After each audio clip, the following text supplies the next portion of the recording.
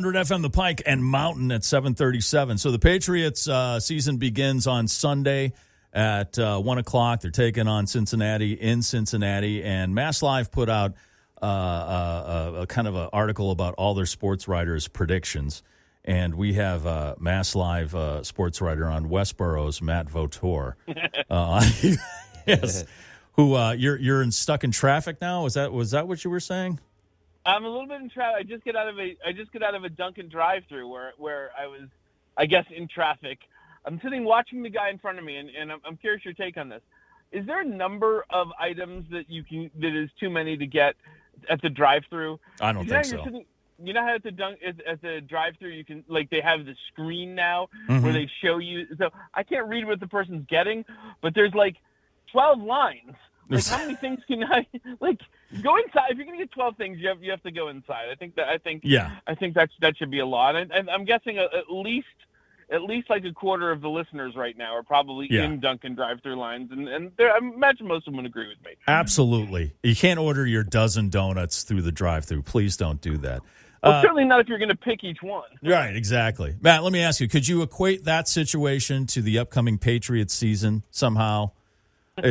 Like they're just not moving. They're not going anywhere because that MassLive article that came out, I think it was yesterday, all the sports writers just brutal on the Patriots.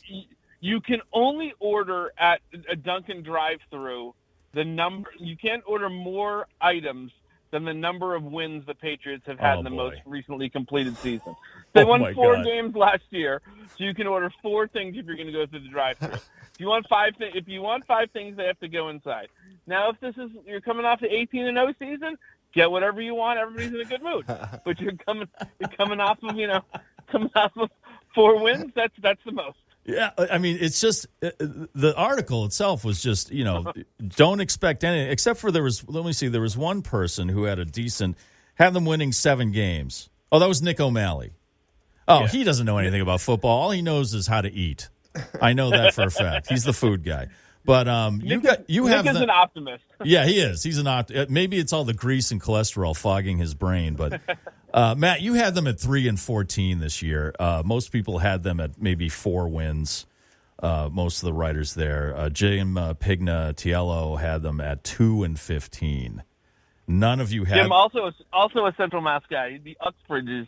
Oh, Uxbridge. Oh, there you go. Pride of Uxbridge. None of you had them, and obviously in any of the playoff predictions at all. There's no word of the Patriots. Why do you guys feel this way?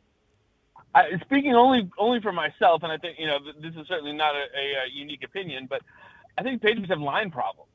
I think they have huge line problems on the offensive side, and if you can't, with either, whether you've got Brissett in there or you've got Drake May in there, if you can't protect him, you're in trouble.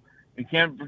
I don't think they will run the ball as well as they could. The thing that they really desperately needed to address in the offseason that they didn't was the offensive line, and I think it looked messy in the preseason, and it's only going to get worse when teams are scheming for them. So I think they're going to have problems moving the ball offensively and keeping up with their opponents, and so I think if you can't fix that, and that's about as hard a thing to fix during the season as there is, I don't think you're going to win a lot of games. And so could they win 5 games? Sure, but I don't see them winning 6.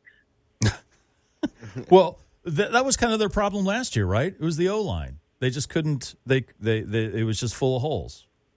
It certainly was. It certainly wasn't. And last year, at least, you had at times Cole Strange was healthy. You had Trent Brown still on the roster last year. Like they've gotten worse with that. You've got guys that you're going to try to ask to play out of position. Cole Strange is hurt for who knows how long. You don't really have a left tackle you trust on the roster, so it's you need a lot of things to go right. You need Verdarian Lowe to be much better than he's been in the past. I mean, really, it comes down to if you're counting on Verdarian Lowe, that doesn't bode well at all. Jeez, you need some coffee, sir. You're so negative. Oh my gosh. And how do you feel about Brissett in there? I get why he's in there. He's the veteran. he's got way more experience than Drake May. And Gerard Mayo said that this is not like he's not a placeholder until May is ready. This is our man. I think it's the right call. That doesn't give me a ton of confidence though. I mean, I think you look at him. He's been a guy. He's an excellent backup. He's a guy that if you've got a good roster around him and you need somebody to step in for a couple of games while your starter's hurt, Jacoby Brissett's a smart guy. He's been a really good backup quarterback in the NFL. But if you're counting on him to lead things and counting on him to make people around him better, that's a big ask. But so the thing with Drake May is, one, you don't want him to get hurt behind a bad offensive line, and two, this is the habit-forming time that he's in his time in the NFL. You need him right now to learn to do things in ways that he's going to be drawing on for you hope the next 10, 15 years. And so if he's learning things constantly under pressure, constantly on the run, constantly rushing, that's not good for him. And so you hope that over at least the first few weeks of the season, even whether it's through watching, whether it's through practice reps or whatever, he gets used to the speed, starts to learn to make good decisions, and you hope you put him in week 5, week 6, somewhere down the line that he'll be in better position. And really, the thing with this year, and yes, all of our numbers were negative, but the way that this year is a positive is if at the end of the season you're seeing progress, you're seeing Jalen Polk looking like a good receiver, you're seeing Drake May make progress, you're seeing Christian Gonzalez healthy again, looking like a true number 1 corner, and you come out of the end of this season excited for what next season could be. You want this season, especially the back half of it, to be a jumping off point for what you've got going forward. All right, we're talking to Matt Vautour, sports writer for MassLive, and then you guys get into the Super Bowl predictions. You have the Lions and the Bills in the Super Bowl, and Lions beating the Bills. Most other people have either the Chiefs or what looks like the Bengals in there. So Lions over Bills, huh? This is one of the great Matt Vautour predictions. He does an article the beginning of every year, and sometimes 50% of those predictions come up right. So, I'm just saying, it's something to consider. But you're looking Lions over Bills. One of the things that we've established on this, as we've both lauded or derided my picks appropriately one way or the other, is that I like taking big swings when I'm making predictions. You pick the Chiefs to win the Super Bowl, and at the end of the year, people look at me like, yeah, good for you. The Chiefs won the Super Bowl. Everybody thought the Chiefs were going to win the Super Bowl.